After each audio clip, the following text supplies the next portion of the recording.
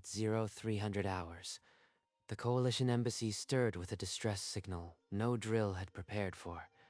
A call from the ambassadorial wing. Cultural Attaché HFY. We have an incident in the ambassadorial wing. Ambassador Vrenkal is not responding normally. HFY rushed to the ambassador's office, his three eyes widening at the scene within the darkened doorway. The yellow room. It's still crawling. Don't let it touch me. Vrenkal, what are you talking about? There's nothing there. Can't you see? The pattern. It moves. She's trapped in the walls. Sir, we need to sedate him. He's been like this for 20 minutes. A medical team entered, and the comative hissed into Vrenkal's neck. He slumped, but his trembling hand refused to release the softly glowing device. What is on this recording? I want every file he accessed, now. Within the hour, the ambassador's wing went into lockdown, its corridors blazing at emergency luminance. But the thing that had broken Vrenkal was already loose, 7 days before Vrenkal hid under his desk. Cultural Attaché HFY stood before a holographic mandate from the Coalition Council. The directive was simple. Obtain a sample of Earth's most beloved storytelling traditions for the Cultural Exchange Initiative. Earth's Cultural Exchange Office responded within minutes. A data packet laced with cheerful metadata, and a note. Hope you enjoy these. Campfire, Ghost Stories, Stephen King, Japanese Kwaidan, RN, No Sleep Top, 100 such quaint names. He opened one file at random, glimpsing a cover that showed a long hotel corridor with a tricycle standing alone. He closed it unbothered. He drafted a memo to all 18 ambassadors. Enjoy this sample of Earth's rich oral tradition. That afternoon, he distributed the datapads personally. The ambassadors accepted them with curious, welcoming expressions. I think you'll find these different. Earth has a unique way of telling stories. Among the files was an audio recording. A human boy named Jacob, sitting cross-legged on a couch, telling a ghost story by flashlight, his voice calm and mischievous. By evening, HFY logged his report, unaware he had just armed every ambassador with a psychological weapon. The next morning, HFY found an unremarkable report in his queue. 14 of 18 ambassadors had logged disturbed sleep, nightmares, cold sweats. Probably the food, or excitement from the cultural exchange. But that evening, his personal communicator chimed with a call from Ambassador Vrenkal. The voice on the other end was strained. HFY. Did you listen to the story about the child and the mirror? Not yet. Why do you ask? The boy in the mirror. His reflection doesn't match. It's like he's somewhere else entirely. HFY felt a flicker of concern, but he reminded himself it was only a human legend, evolved for entertainment, not effect. Vrenkal. It's fiction. A campfire tale. There is no mirror child. Get some sleep. But it felt so real. I can't shake it. The line went dead. In his quarters, Vrenkal stared into the dark corner, the silence settling around him like a held breath. By night 3, HFY received a terse security bulletin. Half the ambassadors had requested hallway lighting at 200%. This is no longer a curiosity. Something in those stories is wrong. He settled into his desk chair, slipped on the full immersion headphones, and selected a story at random. The yellow wallpaper. Within minutes, the immersive translation painted the crawling pattern directly into his mind. The woman's descent, the creeping yellow room. That's not right. She's still here. He stared at his own reflection in the darkened screen, half expecting something to move behind him. It's fiction. Primitive human sensationalism. They have a history of making up monsters. But when he walked back to his quarters, he ordered the corridor lighting to stay at maximum. Even his own bedroom lights burned through the night. Just a precaution. The stories had already started to seep into the corners of the embassy, waiting for darker hours. On night 5, HFY authorized an unusual supply request. Soft blankets, glowing nightlights, and stuffed animals rushed from Earth's nearest trading post. The ambassadors, once dignified diplomats, clutched these items like frightened children. Renkal had not eaten in 2 days. The bear helps, but the mirror child is still here. Why won't it leave? This is beyond anxiety. I need a specialist.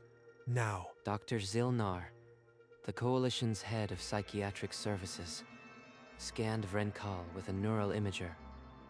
Her yellow eyes widened at the readings. The amygdala is in sustained overdrive.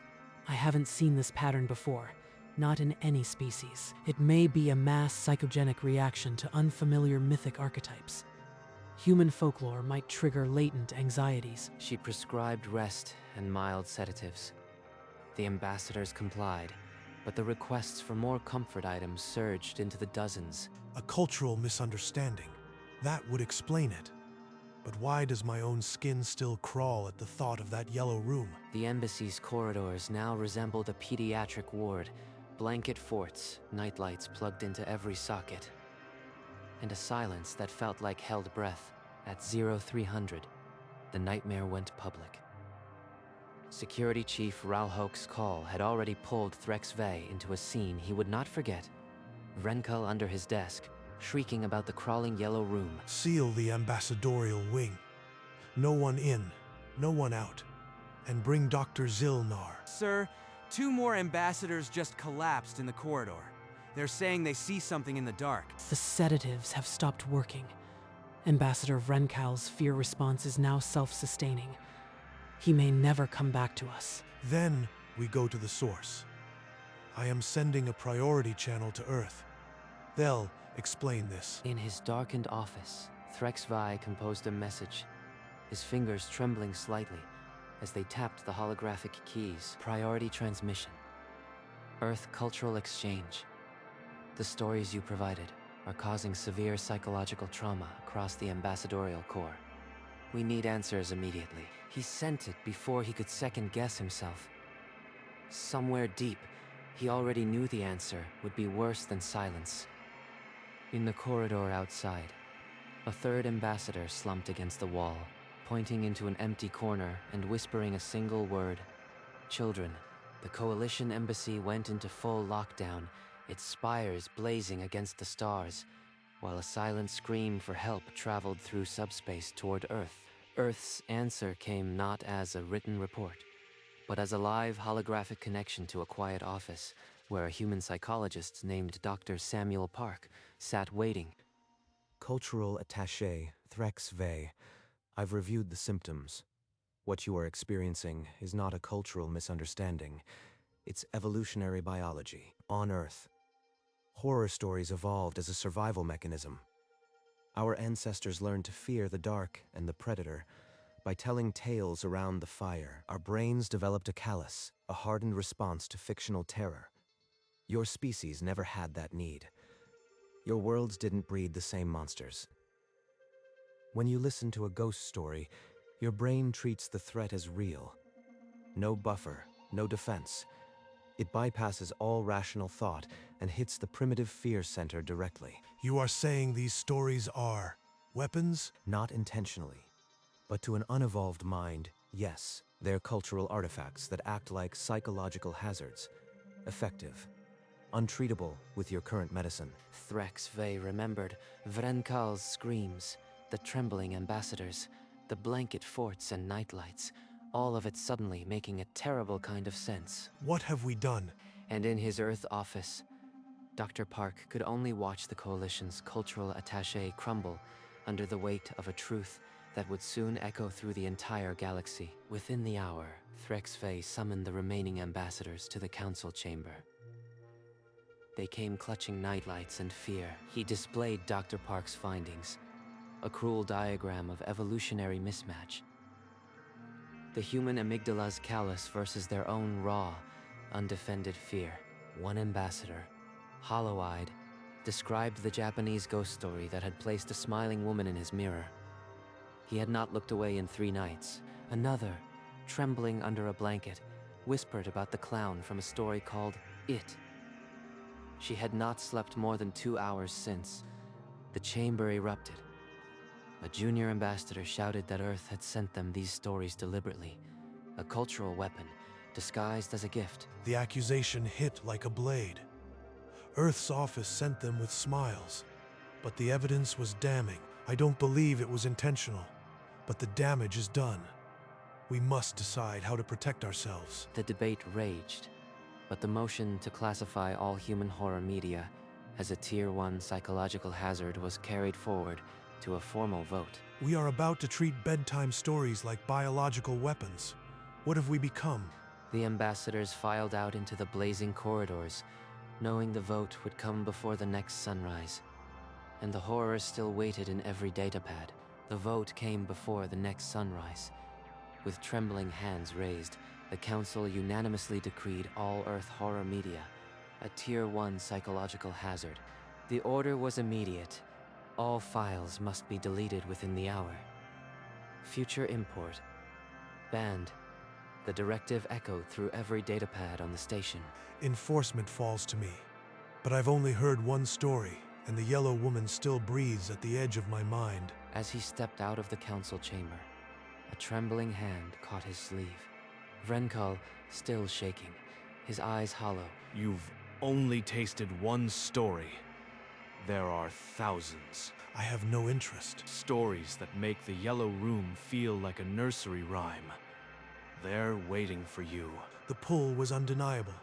A cold flame of curiosity he could not extinguish, even as he lied to Vrenkal's face. He walked to his office, the command to delete the files still pending on his terminal. And in the darkness of his quarters, the button glowed, untouched. The ban was a lie, and somewhere the horror breathed. In the shadows of his quarters, Vrenkal transferred the entire Earth collection onto a hidden device, his 4 eyes darting toward the door. Threx Vi stared at the delete all command, his finger hovering above the key. The silence in the room pressed in. If I delete them, the yellow room might fade. But the boy with the mirror, I never saw him. He scrolled through the banned titles, pausing on one, The Shining. With a quick tap, he saved it to a personal folder, his heart hammering. That night in his quarters, Threx Vi slipped on the headphones, a small nightlight glowing beside his bed. His hands trembled as the story began. This is wrong, but I need to know. The hotel corridor stretched into his mind, and he did not stop it. His pupils dilated, fixed on the screen. Unable to look away, horror bled into his bloodstream. By the small hours, he understood Vrenkal's addiction completely. The stories were a wound you could not stop pressing. In another wing, Vrenkal slid the hidden device beneath his mattress, its light still glowing with thousands of nightmares. The Coalition's ban was an hour old, and already it rested on a foundation of 2 secret, unkillable copies. Days after the ban, Vrenkal barely left his quarters. He consumed story after story, the glowing device never leaving his hand. You've listened to 7 stories today. Your fear center is in sustained overdrive. You are burning out neural pathways. I know. But when I stop, the silence is worse. The mirror child. He's still waiting. This compulsion will cause permanent psychological damage, Ambassador. You must stop. Meanwhile, on a dim station concourse, a human smuggler named Marcus Cole watched the alien marketplace with a dealer's eye. Psst. You look like someone who needs a story. The Tommyknockers, guaranteed to keep you up for a week. The alien handed over a thick stack of local currency. The datapad disappeared into a cloak, and the first black market horror deal was sealed. Hours later, a review appeared on an encrypted forum. Never felt this alive. Send more, Stephen King. In the embassy, Vrenkal stared at his screen, the teddy bear on his lap forgotten. He had not eaten. He had not slept. The contraband market was born, and Vrenkal was already a ghost haunting the embassy halls. A warning no one was left to heed. On Earth, financial screens lit up with an impossible surge. Horror stocks doubled overnight as alien demand flooded black market channels. It's already spreading. The guilt settles like silt. During a routine security sweep, Frexvi entered Renkal's quarters and found the hidden device glowing softly on the bedside table. All this time, Vrenkal, you've been listening, even after the ban. I can't stop, and I am writing my story now. The first alien horror memoir. He's chronicling his own descent. The horror has already remade him. And me. I should report this, but I won't. He picked up the device, its surface warm and pulsing faintly. I'll hold on to this. He slipped it into his robes, feeling as if he had swallowed an ember. Another secret to carry in the dark. The ban was a sieve, and every hour, more horror seeped through the cracks, finding new ears in the dark. Vrenkal packed his bag with trembling hands. Data pads, the teddy bear, and a sheaf of handwritten notes. Frexvi. I am resigning effective immediately. My departure shuttle leaves in an hour. I can't stay in this place. The stories are calling me to their home. You are running toward the very thing that broke us, Vrenkal. Then I'll break the right way. My story will be the first of its kind. Frexvi followed him to the docking bay, the silence between them thick as a held breath, the shuttle doors sealed. Vrenkal looked back once, his 4 eyes reflecting a tangle of terror and determination. The shuttle broke away from the station, arcing toward the small blue dot of Earth. Frexvi stood on the observation deck long after, then walked back to his office where an old photo of them both reminded him of lighter days. He tucked the hidden device closer to his chest. The first alien horror memoir was already being written, and he was its first keeper. Vrenkal landed in Maine during the autumn blaze. The lake country accepted him without question, his alien form drawing no stares among the pines. He bought a small cabin deep in the trees. This will do. He set a plain wooden desk by the window and laid out data pads and paper, the lake glimmering in the distance. The alien script flowed, filling pages with the terror he had lived, forming the chapters of his descent. The Mirror Child, the Yellow Room, the Clown in the Drain, titles that soon haunted a clandestine readership across the galaxy. Earth's horror industry, once a niche curiosity, doubled in value overnight, then doubled again. In a sleek boardroom, a human executive studied the numbers and barked. Double the shipment, movie studios, book publishers, even Reddit's RNO Sleep saw interstellar demand from accounts with unpronounceable names. On the Coalition station, Frexvi watched a news broadcast, the old photo of Vrenkal gripped in his hand. The screen showed Earth's horror convention, a sea of disguised aliens. He remembered the trembling ambassador under the desk. Now that same man had become a folk hero. His addiction was creating an empire. Frexvi set the photo down and felt the hidden device through his robe. Somewhere in a main cabin, Vrenkal was writing by nightlight, and the first alien horror memoir was becoming real. Decades passed. The main cabin grew around Vrenkal like a second skin, its walls lined with manuscripts. One autumn, old Jacob brought his grandchildren to the lake. Lily, 12 and fearless, and Max, 9, clutching a worn rabbit. Uncle Vrenkal, they say you tell the real stories. Give us one that'll keep us up all night. I've told stories that shattered diplomats, child. You are certain. I brought my rabbit just in case. Vrenkal led them to the fire pit as dusk painted the sky. The lake shimmered beyond the pines. He sat on an old log, the fire crackling to life, casting strange shadows across his teal features. The first thing about a good ghost story, it's already listening. I am not scared. Then let's begin, he said, and the forest drew closer, as if it too wanted to hear. Long ago, on a world without nightlights, there was a girl who found a mirror that remembered every face it had ever shown. One night, she looked into it and saw not her own reflection, but a stranger wearing her skin. Lily's defiance flickered. Her crossed arms loosened.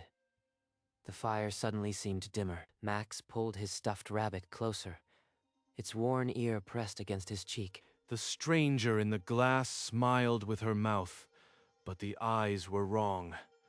Black and deep, like a lake at midnight. A branch snapped in the darkness beyond the fire pit. Even the lake seemed to still. And then, the girl's reflection stepped out of the mirror. It stood behind her, breathing cold on her neck. That's not possible. Jacob, old and gray, watched his old alien friend with a smile. The boy who once recorded ghost stories had finally seen the art passed on. Vrenkal, let the silence breathe. The ambassador who once hid under a desk had become the teller, and the forest listened still.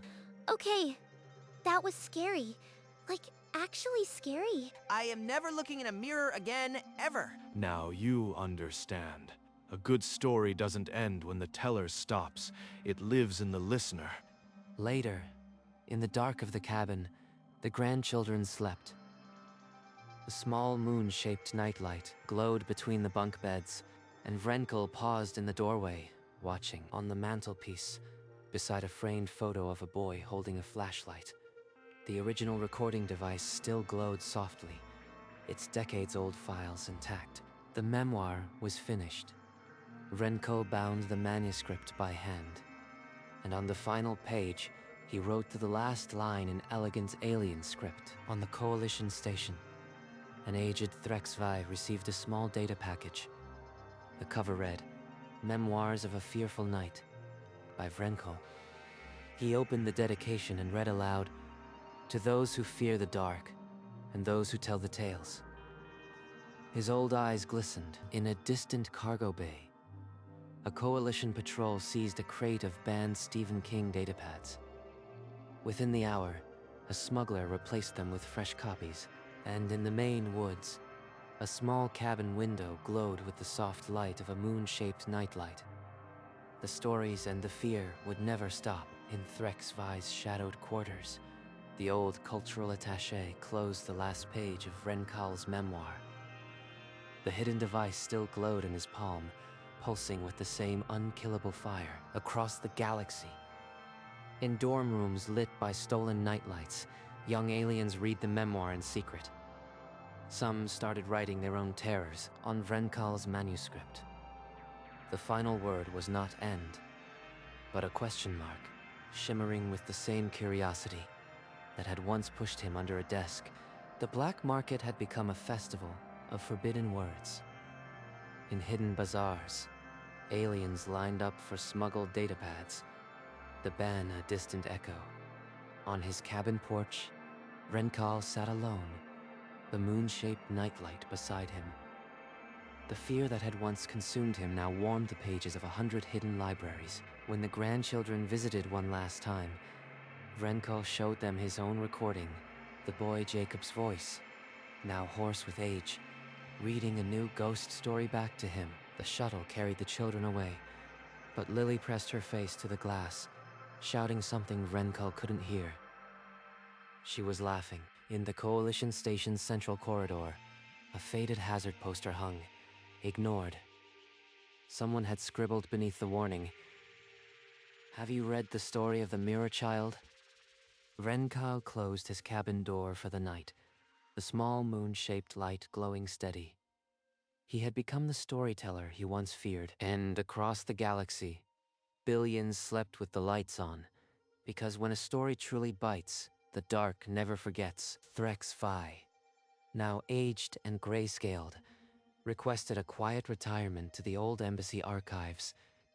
There, among the banned artifacts, he kept the memoir under lock and key, and the original device still charged. The Coalition never lifted the ban, but enforcement became a slow ritual of paperwork and token seizures. The true war had been lost in the first week. On the main lake, Vrenkal's cabin settled into the hillside. The moon-shaped nightlight outlasted the winters, its glow a quiet beacon for lost storytellers. In the hidden libraries of a dozen worlds, Renkal's memoir sat between Stephen King and a Japanese Kwaidan. Young aliens read by flashlight, just as Jacob once did. The boy Jacob, now a great-grandfather, recorded one final story before he passed. He sent it to the cabin, where Vrenkal played it each autumn dusk, and when Vrenkal's own time came, the memoir had already outlived him. His final wish was for the nightlight to stay on. Generations later, a human family moved into the cabin and found the nightlight still glowing. They never turned it off. Vrenkal's memoir became a classic, spoken of in the same breath as the tales that once broke an embassy. The ban became a footnote. And somewhere, in a dark room, a human child held a flashlight under her chin and began. Have you heard the one about the mirror child? The dark never forgets, but now it listens. In the silent archives, HFY cupped the original recording device, its glow undimmed. He pressed play, and the voice of the boy Jacob filled the stale air. It was never a weapon. It was always a gift. We just weren't ready. Light years away, in a classroom on a world that once banned the memoir. A teacher held up the worn manuscript before an eager young audience. A student asked, "Did he really hide under a desk?" The teacher nodded, and the room spilled into laughter and shivers. In a museum of cultural exchange, Vrenkal's moon-shaped nightlight rested inside a glass case, labeled the first nightlight. It still glowed. A young child, teal-skinned and wide-eyed, pressed her face to the glass.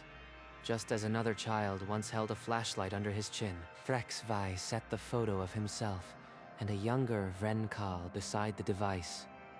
A lifetime had passed, but the story remained. The horror industry still boomed, a black market still thrived. And somewhere, a human child recorded a new ghost story. Her voice calm and mischievous. The original recording device, still charged, still playing, sat on its mantle as a relic of the night it all began, and the dark never forgot. But neither did the light, small, moon-shaped, and unbreakable. Morning light found the cabin, as it always had.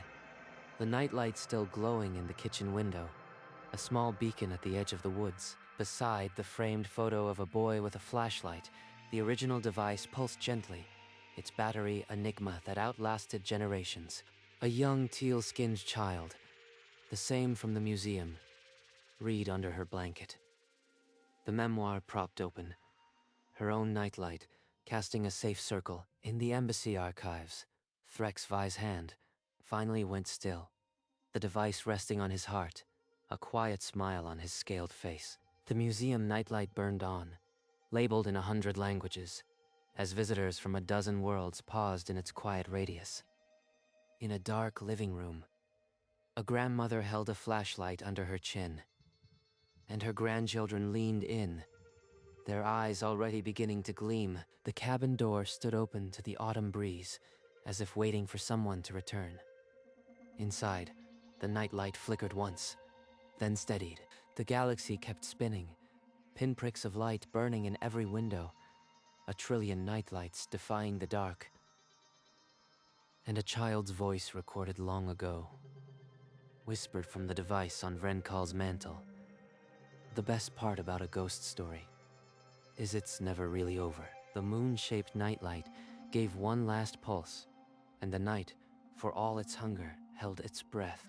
The dawn light crept across the cabin floor, finding the moon-shaped nightlight still burning on the mantle, unafraid of morning.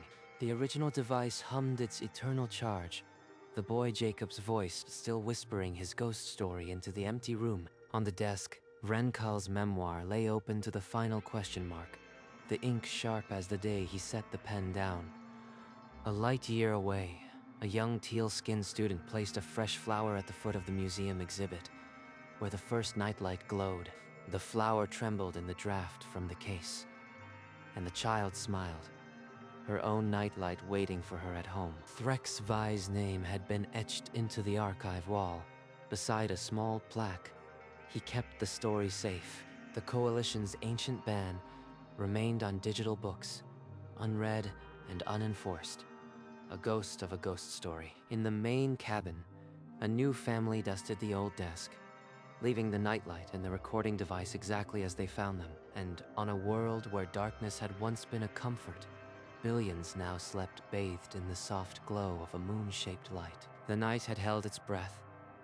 Now it exhaled, and the story, relentless and kind, continued.